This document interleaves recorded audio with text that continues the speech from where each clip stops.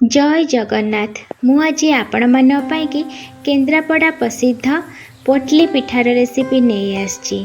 कहवाक गले जो मैंने पिठा बनई से तो सहज, बट जो मैंने नुआ करी बनाऊँच से टाइम टेकिंग आ प्रोसेस ठीक से जाना थिले पिठा आपण निश्चय परफेक्ट बनेबो। मुझे मंदिर परी बनया को चेष्टा करची, भूल थिले क्षमा करदेवे।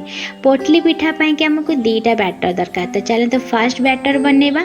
तो से गोटे बाउल रे मुझे गोटे कप मैदा नहीं जाइए, सहित गोटे कप पानी, कारण मैदा बैटर टी एठी आमर टिके मोटा रहिबो। तो सेथिपाई एठी गोटे कप मैदा रे गोटे कप पानी, एटा ही होची मेजरमेंट। एबे चलते आम नेक्स्ट बैटर बनवा। तो सेथिपाई आ गोटे बाउल रे मु हाफ कप रो अटा, ता सहित हाफ कप रो मैदा, एठी मु 2 चम्मच गुड़ ऐड कर नेछि। आ ये गुड़ बा मिठा को बैलेंस करिया पई कि एठी मु 1/4 लूण ऐड कर नेछि। आपण क्वांटिटी अनुसार कम बेसी मध्य करि परिबे। एबे चलंतु एथिरे आमे अल्प अल्प पानी देके बैटर टी को बनेबा। आ अटा बैटर टी एठी हमर पतला रहिबो, जेमती आमे बेसन रे किछि जिंस बुड़े की छानथौ सेही भली भाबरे बैटर टी एठी हमर रहिबो। पूरा पानी करिवेनी, अल्प अल्प पानी देके एठी आमे ओटे पतला बैटर बनै दबा, जेमती कि भल भाबरे बैटर टी पूरा मिक्स हे जिवो आ जमा भी लंग्स पड़िबनी।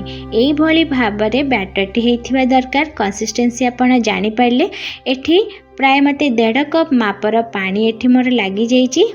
आपण क्वांटिटी अनुसार देखिकी करेंगे, एकाथरक अधिका पानी देवेनि। एबे चलतु पोटली पिठा पाई कि आमे पूरा बनवा। से मु फ्रेश नड़िया कोरा ता सहित छेना आ एबे मीठा पाई कि एठी मु 2 चम्मच चीनी गुंड ऐड कर नेछि।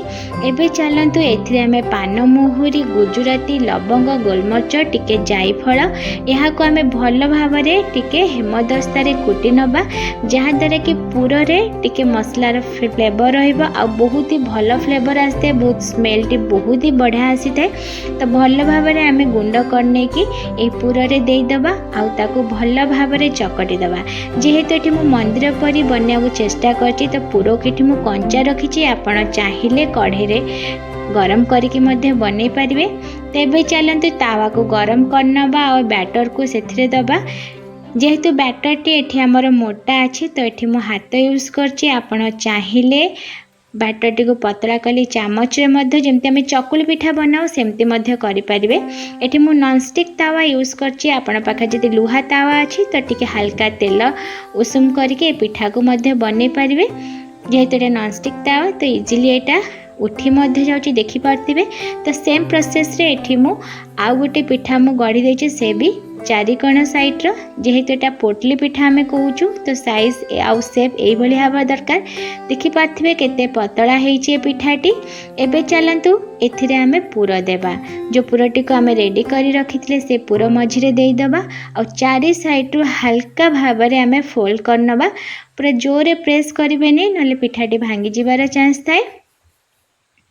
चाहिए हाथ में हल्का टिके पानी लगे कि आपण यहाँ चारिपट साइड रू एमती प्रेस करने, बहुत इजीली एटा सील हो जमा भी बाहरबनी। जेहेतु एटा पोटली टाइप रही से पोटली पिठा मध्य कह जाए। जगन्नाथंकर माया एक्चुअली कहीं भी जानी पारंतिनी। आ ए सब पिठा एते ट्रेडिशनल एते ऑथेंटिक आ ए सब जिनस केवल हमर ओडिसा रे ही देखा को मिली थाए। तो ये पिठा को गढ़ी सारा पर एबे देखि पारथे जोटा कि अटार बैटर आमे बनैथिले सेथिरे बुड़े दबा आ तेल गरम हे गला परे एहा को आमे छाणी नबा। एटा पूरा गोल्डन ब्राउन कलर हबा जाए कि एहा को आमे छाणीबा आ लो टू मीडियम फ्लेम रखिबे गैस को, जहा द्वारा कि पिठाटी क्रिस्पी हबो आ भल भाबरे कुक मध्य हे जिवो। गोटे साइड हे सारा पर जाए कि आमे एहा को उल्टेबा, जहा द्वारा कि पिठाटी परफेक्ट बनिबो, भांगीबनी आ बहुत सुंदर कलर मध्य आसिया, बहुत बढ़िया मध्य देखा जीवो। तो गोटे पिठा एटी मु छाणिकी आपण मानकु देखै देली।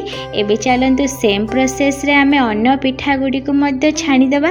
तो देखि पारथिबे, देखिया पाई कि सिना इजी लागुची, बट बनेबा टिके डिफिकल्ट।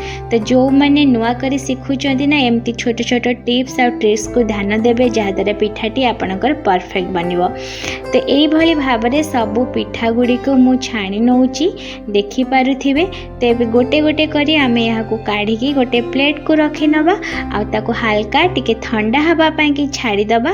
तापरे एहाकु आमे सर्व करवा जोटा कि बहुत ही टेस्टी गोटे बहुत डिफरेंट फ्लेवर बहुत ही बढ़िया लगी थाए आउ एहाकु आपण घरे निश्चय ट्राई करेंगे केमती लगिला मते कमेंट बॉक्स रे कमेंट करके निहाती जणेबे। तो रेडी हो गला एठी हमर पोटली पिठा। जदि वीडियोटी आपण मानक भल लगी लाइक करने जो मैंने चैनल रे नुआ सब्सक्राइब करने जहाँद्वारा कि नुआ नुआ वीडियो नोटिफिकेशन आपण मान पाखे पहुँची पेज को फॉलो निश्चय करने। रहुची बाय बाय।